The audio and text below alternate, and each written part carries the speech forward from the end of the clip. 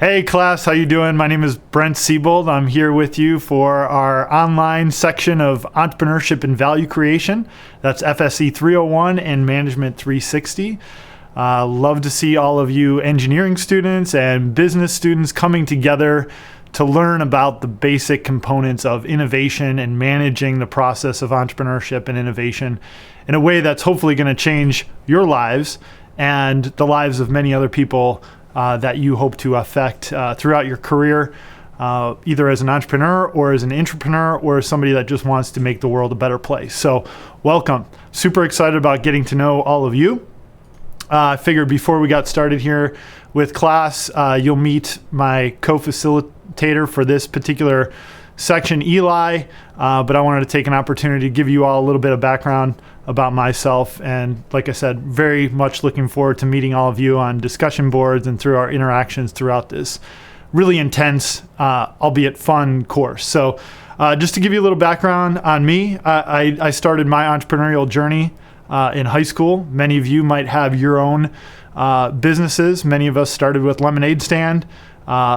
Typically, in the world of innovation, you always want to focus in on something you really love and enjoy. For me, that was music. I grew up playing drums in a band. This is a photo of me behind the drum kit with my two buddies that I grew up playing music with. And, in the world of entrepreneurship, the goal is to bring value to other people's lives. In our case, we felt like we were making some fun music in the garage, and we wanted to share that. We wanted to scale and sustain that mission. So when I was about your age, this is a couple decades ago, 20 to be exact, I'm coming up on my 20th year reunion. But anyway, we envisioned a way to get our music out to more people by creating a business model that we'll talk a lot about in this class, to be able to produce the music, record it, and then distribute it in an innovative way.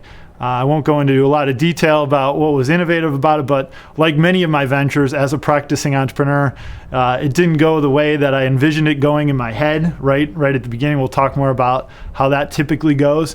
But just wanted to give you some background. Our claim to fame is we were called Foundation with a PH because we were fat with a PH. We're into, it was kind of like a Beastie Boys meets 311. These are all bands before your time, but we were into kind of rap, rock, hip-hop-y type stuff. We opened for Kid Rock back before he got famous. I was born and raised in Cleveland, Ohio. But anyway, this was my first foray into entrepreneurship, turning our art, our value, our music into something with a business model behind it. And it was a lot of fun.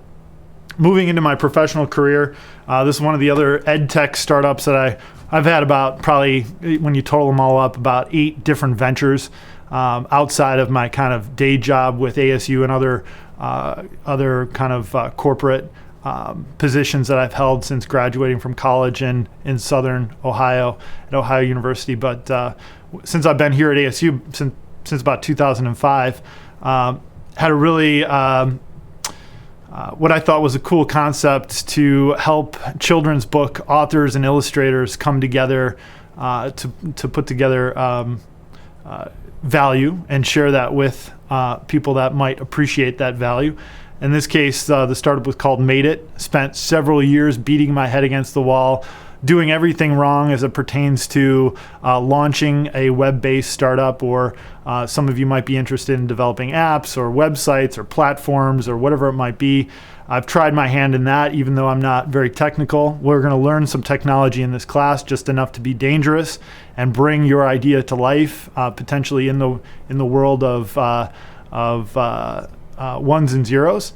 But like the 8 or 9 ventures that I've had, it wasn't in a position to scale or sustain. So I'm what many people, if you ever watch the show Shark Tank, there's a term that they use on that show called wantrepreneur.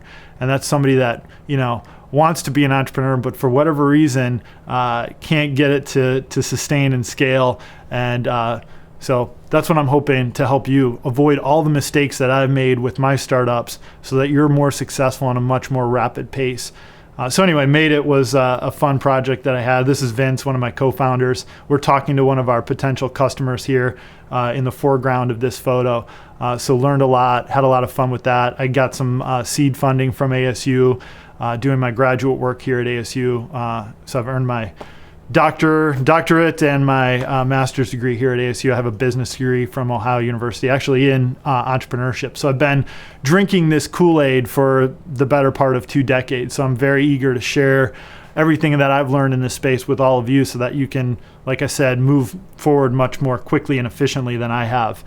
Because we're all in this together. There is no playbook. There is no one right way to do it. A lot of this stuff we're going to be talking about in this course is common sense, but at the end of the day, it's very hard. It's difficult. It's hard work. You have to put in a lot of time, a lot of energy to do it the most efficient and effective way possible.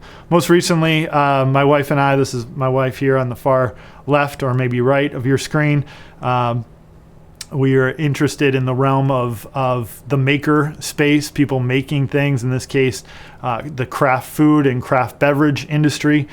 So she and I have a experimental kind of brand out there called Makers Tour, where we're trying to help connect fans of makers with the makers themselves. So if you want to check out makerstour.com, that's my current startup. It doesn't have a viable business model at the moment, so you can beat me up about that later.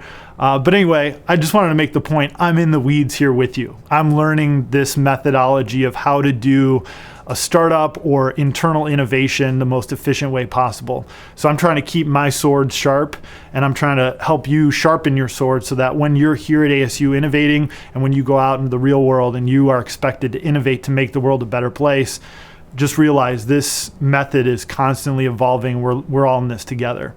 To give you a little bit of background about what I'm doing here at ASU, obviously teaching this course, having a lot of fun interacting with all of you, but I spent a lot of time up at SkySong. This is our Scottsdale Innovation Center, where we advance a lot of technology ventures and other ventures writ large, nonprofits, more than profits, for profits. So if you're ever in the neighborhood of McDowell Road and Scottsdale Road in South Scottsdale, please do come up, pay us a visit. There's a lot of interactive space for ASU students on the second floor of Building 1 and hopefully very soon in many other areas of that campus. So come and see us. We have free coffee, so you can check that out. If you want to meet with your team up there, feel free. Ping me offline with the class, and I can help guide you that way. If you ever come, I'm sorry, I failed to realize many of you might be all over the world. So if you come to Scottsdale, our arms are wide open. We want to invite you in and say hello and pat you on the back. And well, in the case of this class, we're going to kick you in the seat of the pants and, push you as hard as we can to be successful in this really difficult world. But again, if you're on campus, this is the other world that I live in. On the Tempe campus, we have a new space called the Generator Labs, where my colleagues and I have created a kind of a co-working space for student innovators. So again, I know many of you are all over the world, but if you ever find yourself in the Southwest, specifically in Phoenix, more specifically in Tempe and Scottsdale, or at our Polytechnic campus, where we have a lot of our programs within engineering and also in business, feel free to come by and say hello. So it's great to see you. I'm very accessible by phone and email. All of my details are in the syllabus. So again, welcome to class. I very much look forward to getting to know all of you and going on this journey with you over the next 7.5 weeks. So welcome to class. We'll see you in the first lecture.